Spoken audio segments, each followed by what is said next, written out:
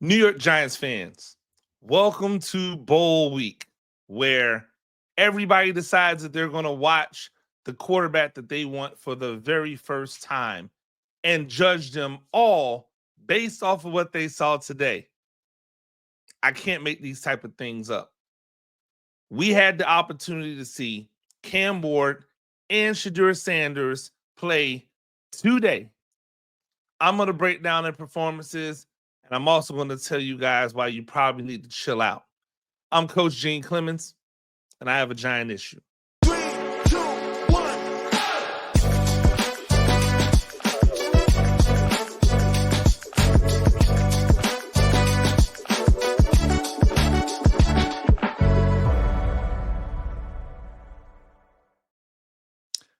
Ladies and gentlemen, welcome back to another edition of A Giant Issue. I am Coach Gene Clemons, New York Giants on SI. That's where you're going to get all of your New York Giants news and information from.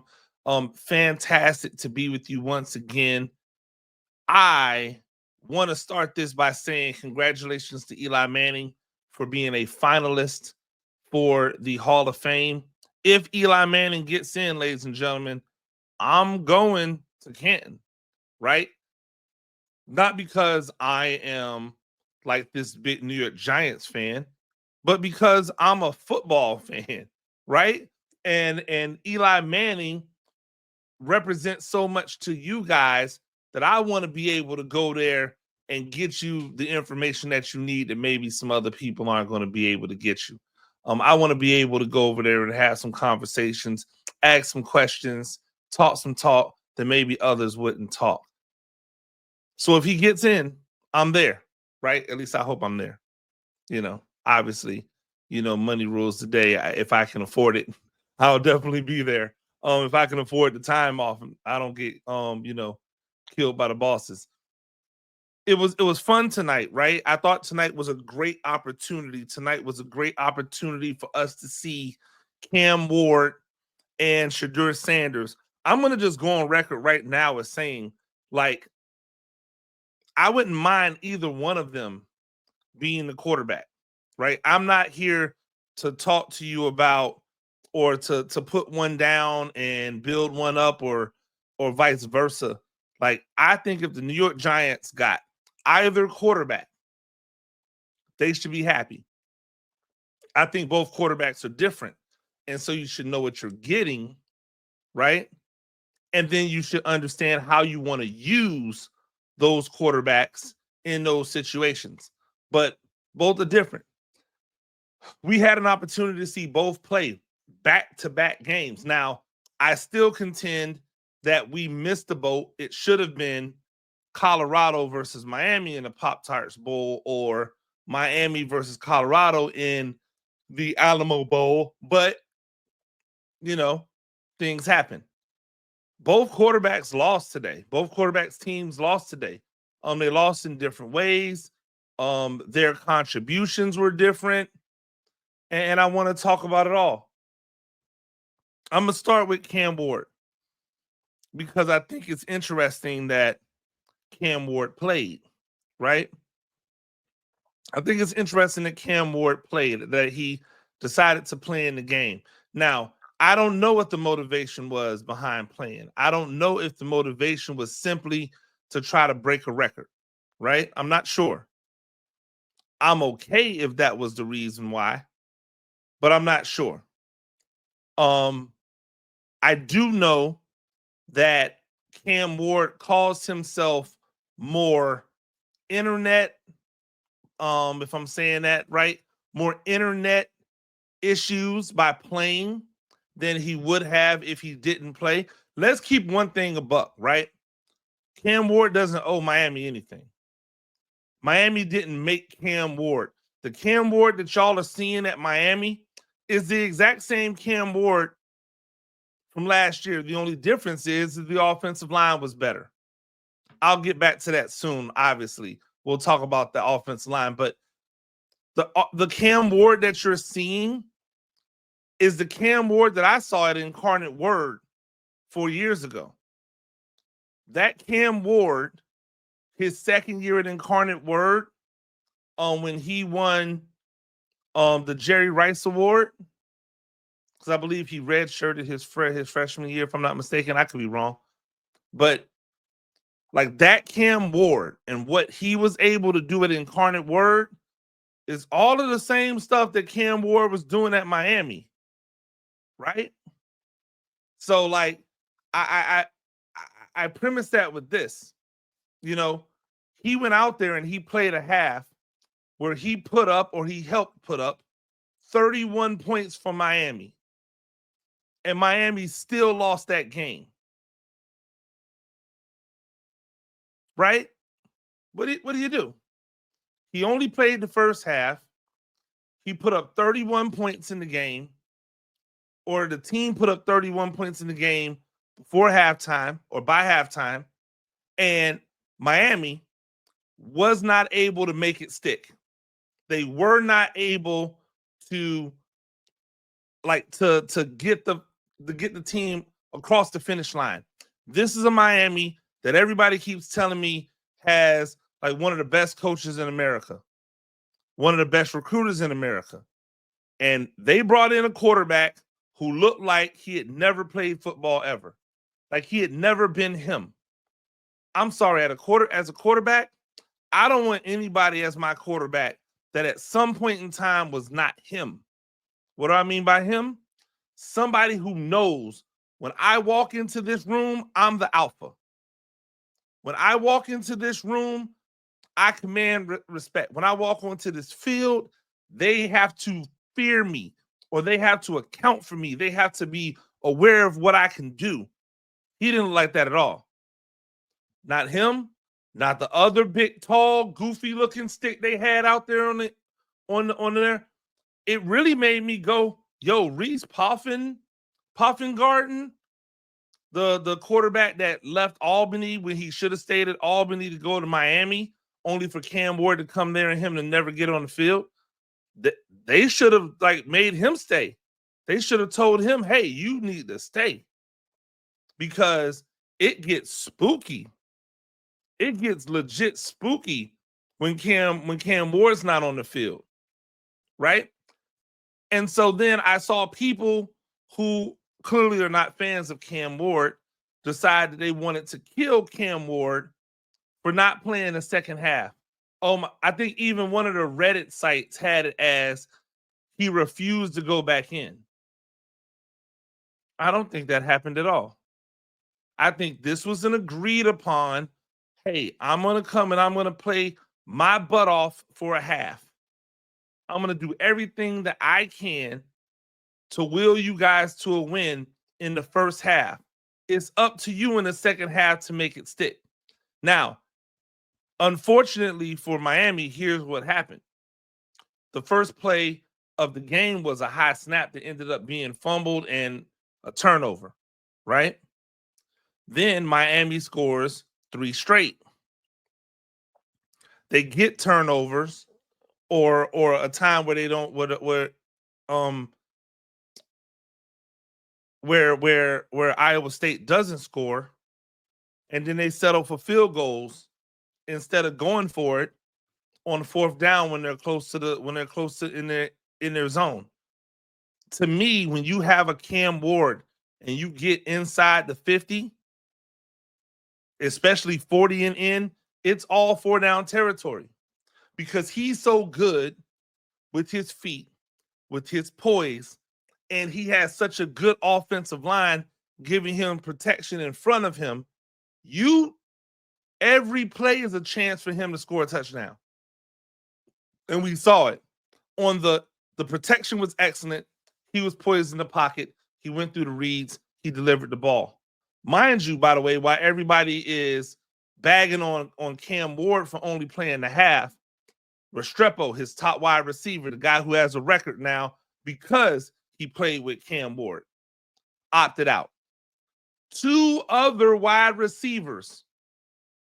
So Cam Ward was playing with the second leading receiver on the team, and then he was playing with the 3rd leading receiver on the team, or excuse me, the 4th leading receiver on the team, who was the tight end, right? Who was the tight end. So I don't understand why they didn't get any beef.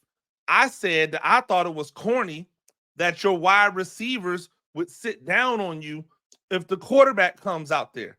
To me, if Cam Ward's coming out there and I'm a receiver, I play tight end. If my starting quarterback's going out there, then I'm going out there. We're going to go out there together. And for a half, he should have had all of his wide receivers with him, his full complement, and then in the second half, they could have all sat down, right? Didn't happen. Nobody said a word about none of those guys opting out. And guess what? Nobody would have said a word if Cam Ward would have opted out.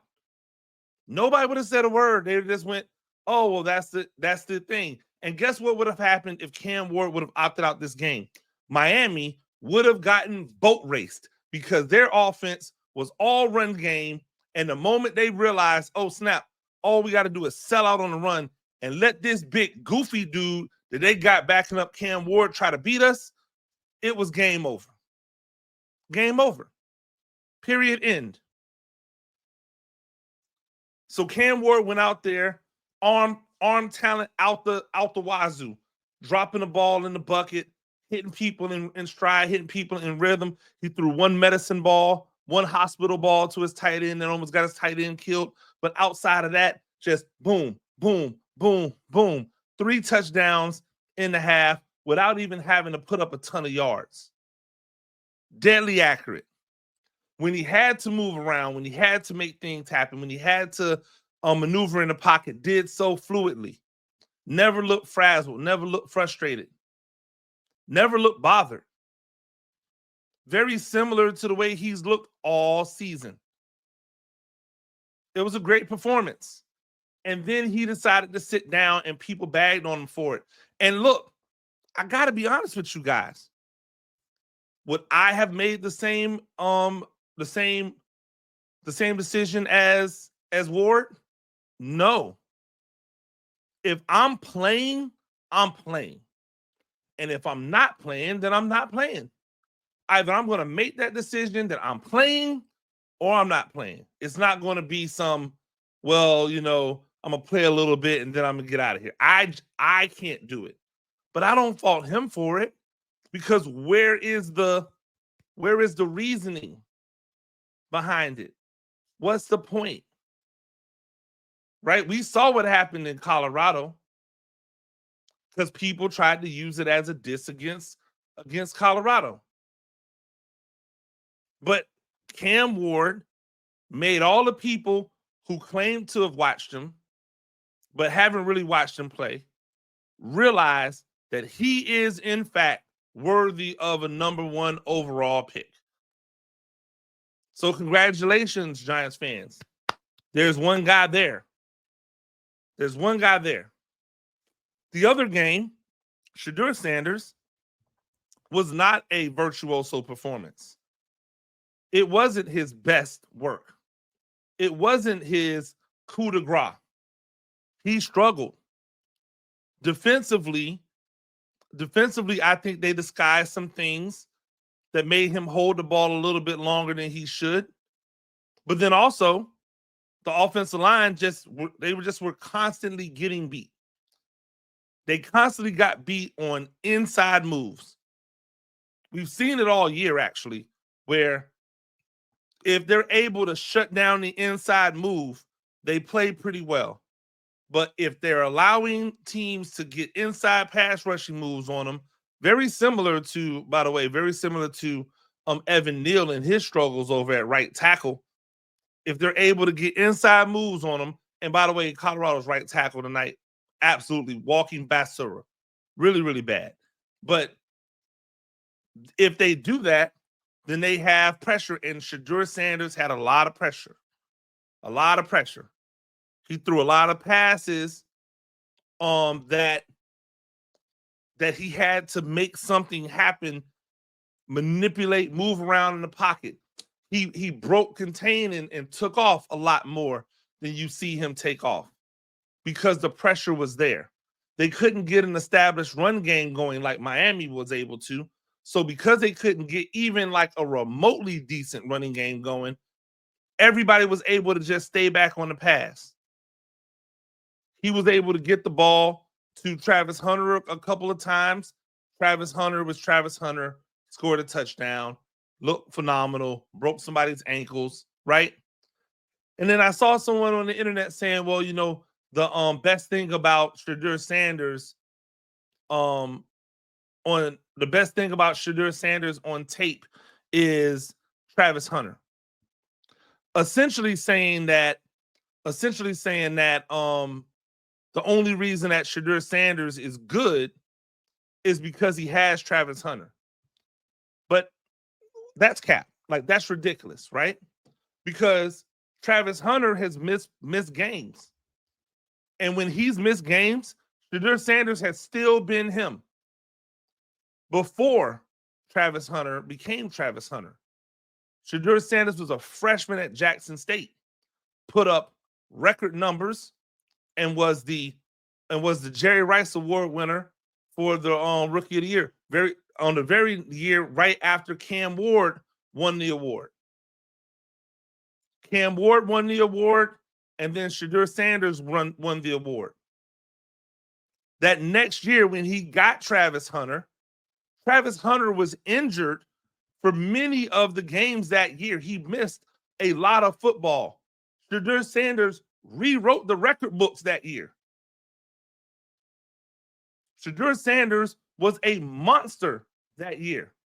I believe, if I'm not mistaken, he might have been, if he did not win the Player of the Year, he was a finalist for Player of the Year in the FCS, not in the, not just in the SWAC. We know he won SWAC Offensive Player of the Year, but I'm talking about in all the FBS.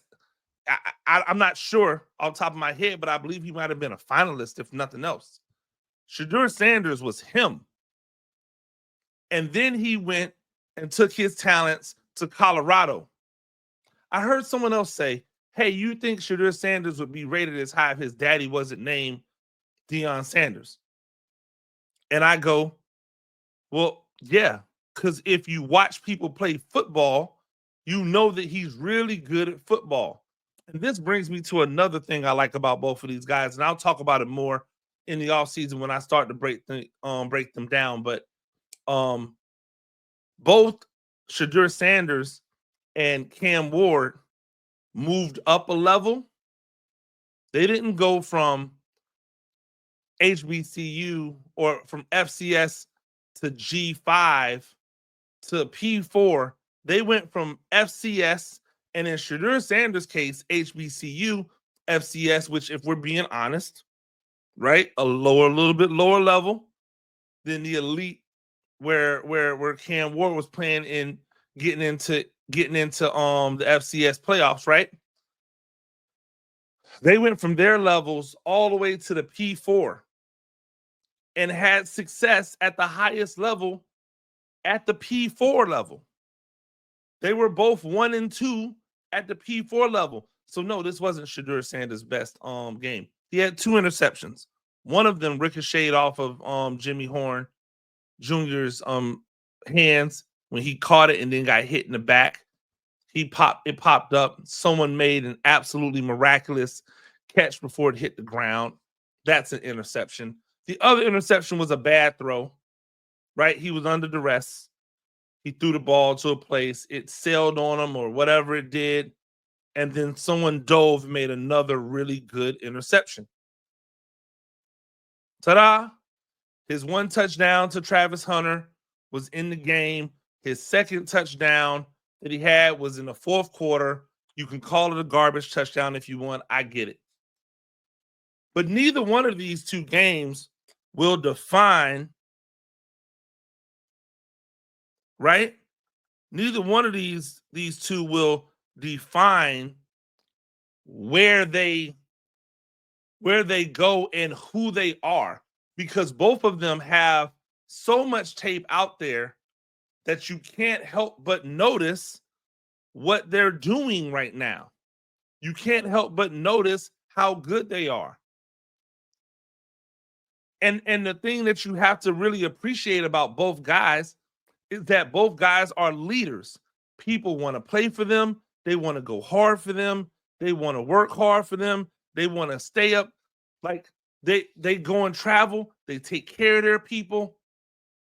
This is something that's not going away. These guys are here. And I know that people want to convince you that this is a down quarterback class. But I've said it before and I'll say it again. Shedeur Sanders and Cam Ward are better than some of the guys that you people believe were better in that 2023 class. In that 2024 class. I'm taking Cam. I'm taking Shedeur over Drake May, and it's not even close. You got to be kidding me. I've never been sold on Drake May. Never been sold on Drake May. Why? Because he had everything in front of him and still couldn't. Never been sold on Drake May. Because in the biggest moments, he's always come up small. Never been sold on Drake May. Right? As quarterbacks and the way they comport themselves, I like them more than I like Caleb Williams. The only guy from a just purely on a talent perspective and not just talent, but on a talent and the way they play the game that I thought I would have ranked them, probably Jaden Daniels. Because he has the arm, he has the legs to be a home run hitter if he's throwing it, and a home run hitter if he's running it. That changes the math, right? He's played a lot of football, yet he's still young. I think those things matter. So that's there. But I'll say this about Cam Ward. Cam Ward has played a lot of football, and he's played at a high level for 3 different programs at arguably 3 different levels, right? Even though Washington State's in the Pac-12, I'm just saying the level of like scrutiny, the level of expectation. Expectation is low in Washington State. Expectation is through the roof at Miami. Shedeur Sanders is the most pro-ready quarterback to come out in the past decade. And I know people don't understand what I'm talking about. And I don't have enough time to tell you all what I'm talking about right now, but I will. And you know what I'll do it? I just want to make this announcement here first because you guys have been awesome. I am planning to do a Giants only, a Giant specific draft guide this year, which will have my big board, have positional breakdowns, all based off of players that I believe will fit the New York Giants, their team, and what they're trying to do. It's going to be on sale. I'm going to start doing pre-sales for it here at the beginning of the new year.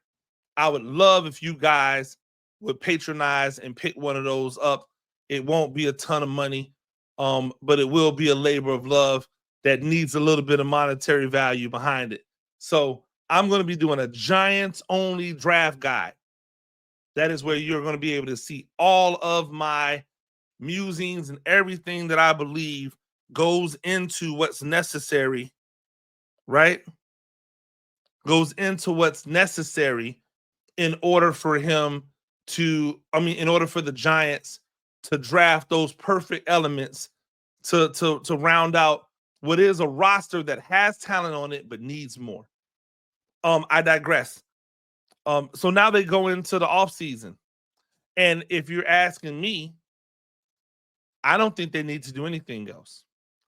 I wouldn't perform not another time. I wouldn't go to the draft. I wouldn't go to the combine and run or test. I wouldn't even go there and do medicals. Nope.